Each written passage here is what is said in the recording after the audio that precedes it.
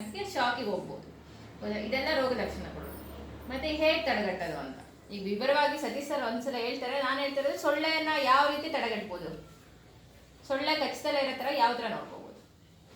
ಮೊದಲು ಸೊಳ್ಳೆ ಬೆಳಿದಲ್ಲೇ ಇರೋ ಥರ ನೋಡ್ಕೋಬೋದು, ಆಯ್ತಾ. ಈ ಕಚ್ಚಿದ್ರೆ ಬರುತ್ತೆ ರೋಗ ಅಂದರೆ ಕಚ್ಚದೇ ಇರೋ ಥರ ನೋಡ್ಕೋಬೇಕಲ್ವಾ. ಸೊಳ್ಳೆನೇ ಉತ್ಪತ್ತಿ ಆಗದಲ್ಲೇ ಇರೋ ಥರ ನೋಡ್ಕೊಂಡ್ರೆ ಕಚ್ಚದೇ ಇಲ್ಲ. ಸೊಳ್ಳೆ ಎಲ್ಲಿ ಬೆಳೀತಾರಪ್ಪ ಹೇಳಿದ್ರಲ್ಲ, ಏನು ಮಾಡ್ಬೋದು?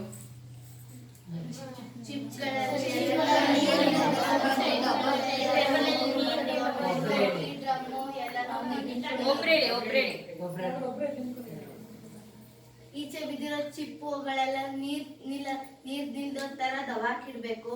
ಆಮೇಲೆ ಟೈರ್ಗಳೆಲ್ಲೂ ಅದರೊಳಗಡೆ ನೀರ್ ನಿಲ್ದೋ ತರ ನೋಡ್ಕೋಬೇಕು. ಮನೇಲಿರೋ ಒಳಗಡೆ ಇರೋ ತೊಟ್ಟಿ ಡ್ರಮ್ಗಳಲ್ಲೆಲ್ಲ ನೀರು ನೀಟಾಗಿ ಇಟ್ಕೋಬೇಕು ಮತ್ತೆ ಮುಚ್ಚಿಡ್ಬೇಕು. ಏನಕ್ಕಂದ್ರೆ ತೆರೆದಿರೋ ನೀರಲ್ಲೇನೆ ಬಂದು ಮೊಟ್ಟೆ ಇಡೋದು ಸೊಳ್ಳೆಗಳು, ಅದರಿಂದನೇ ಬೆಳೆಯೋದು.